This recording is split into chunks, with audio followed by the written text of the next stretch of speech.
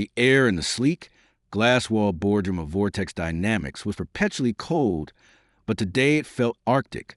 Maya stood before the long mahogany table, her simple black dress feeling suddenly threadbare under the combined gaze of her boss, David Korrigan, and the three other senior partners. She'd been called in for what she thought was a final review of her project presentation, the Atlas Initiative, a logistical overhaul she'd spent 18 months building, a system that would save the company millions. Instead, David leaned back in his leather throne, a smirk playing on his lips. Maya, the numbers from your pilot are disappointing. Frankly, they're a disaster. Her heart plummeted. Disaster? The beta test in the Denver office showed a 31% efficiency gain. The data is all in the report. The wrong data, it seems, David interrupted, sliding a single sheet of paper toward her. It was a financial summary she'd never seen, showing massive losses, compounded by a severe breach of client confidentiality. We've had a major complaint from Flores Global. The world tilted. Flores Global was her crown jewel, a client she'd personally nurtured. That's impossible. I've followed every protocol. David, please, let me investigate this. There has to be a mistake. There's no mistake, Maya. Only negligence. David's voice was a blade, cold and sharp. Your employment here is terminated. Effective immediately. Security will escort you out. The words were a physical blow. She saw the flicker in the other partner's eyes.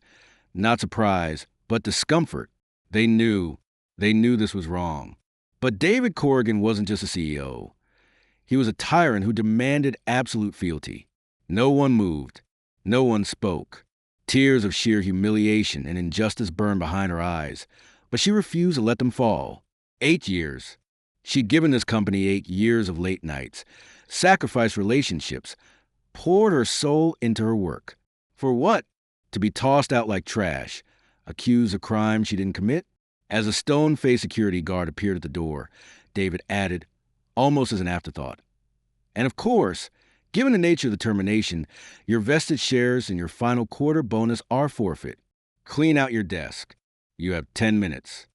The walk through the open-plan office was a slow-motion nightmare. 100 eyes were glued to her, a mixture of pity and morbid curiosity. She reached her desk, a tidy space adorned only with a photo of her younger sister, Ellie, who she was putting through college. Ellie, who relied on her. The bonus David had just stolen was for Ellie's next semester's tuition. With trembling hands, she placed her few personal items into a cardboard box. Her work laptop, her access badges were already taken. She was being erased. As she lifted the box, her gaze fell on the framed photo. A silent promise solidified in her grief-streaked heart. I will fight this. She was halfway to the elevator when the first distinctive, deep thump-thump-thump vibrated through floor-to-ceiling windows. People at their desks looked up. The sound grew louder, a rhythmic thunder that drowned out the office hum. Heads turned toward the window. Outside, against the backdrop of the city skyline, a sleek, matte black helicopter with no visible markings descended with authoritative grace. It wasn't a traffic news chopper. This was something else, military-grade, purposeful, powerful. It touched down perfectly on the building's private helipad, its rotor still whirling with violent intent. All pretense of work stopped. Everyone crowded the windows.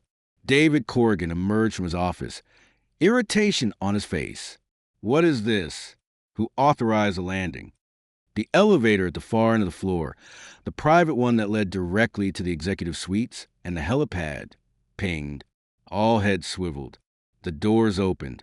Out of the elevator strode 3 figures. 2 were men in impeccably tailored dark suits, moving with a disciplined, alert precision that screamed protective detail. Between them was a woman in her late 50s, her silver hair swept back in an elegant twist. She wore a simple but exquisite navy suit, and her bearing was one of immense, unassailable authority. She carried no bag, just a sealed, archival file folder. The office was utterly silent, save for the fading whine of the helicopter's engines outside. The woman's eyes scanned the room and landed on Maya, standing frozen by the main elevators, cardboard box in hand, tears still streaking her cheeks. A flicker of something, Recognition, regret, fury passed over the older woman's face.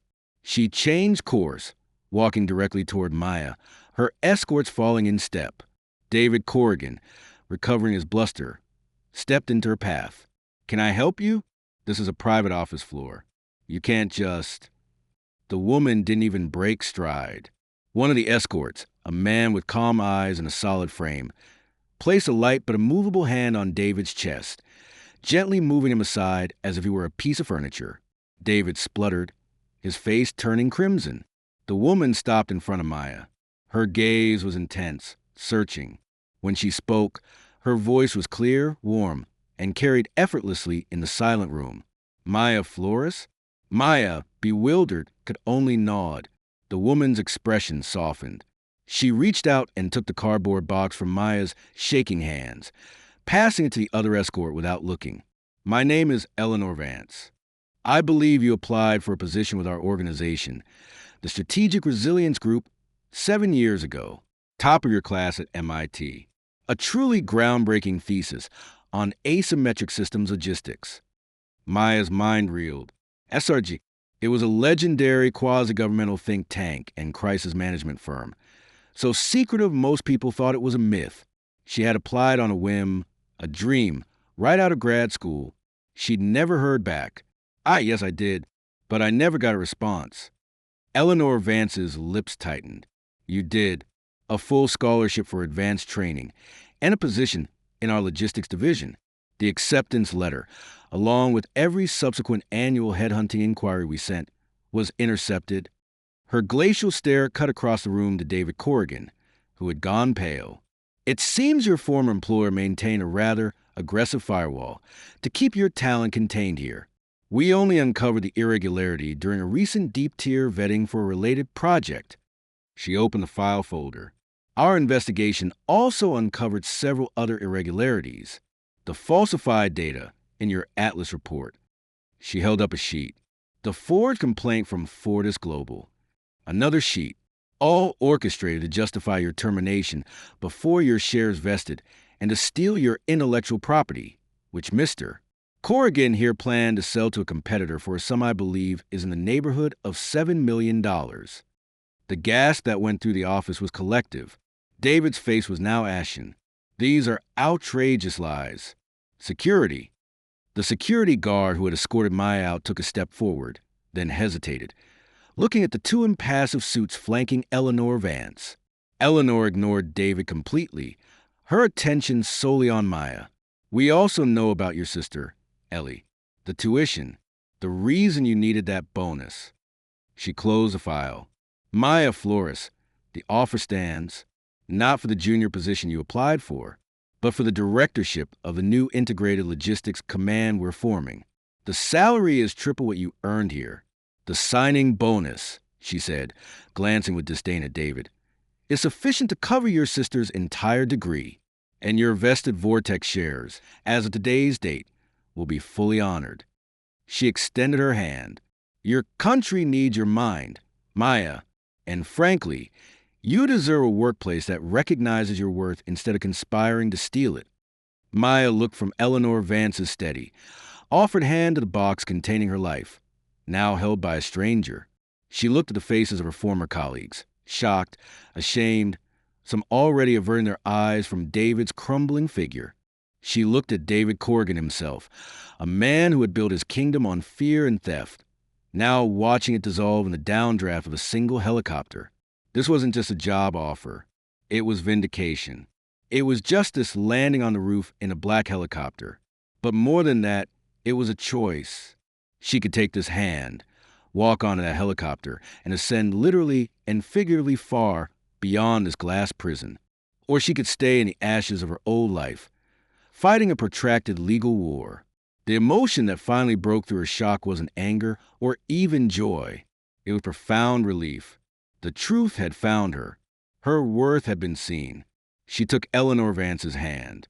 Her grip was firm. "Thank you," Maya said, her voice finding its strength again. "I accept." A genuine smile touched Eleanor's eyes. "Excellent." She turned, finally acknowledging the spectating crowd. "Mr. Korrigan, My associates will remain with the Vortex board and legal department to ensure the immediate transfer of Ms.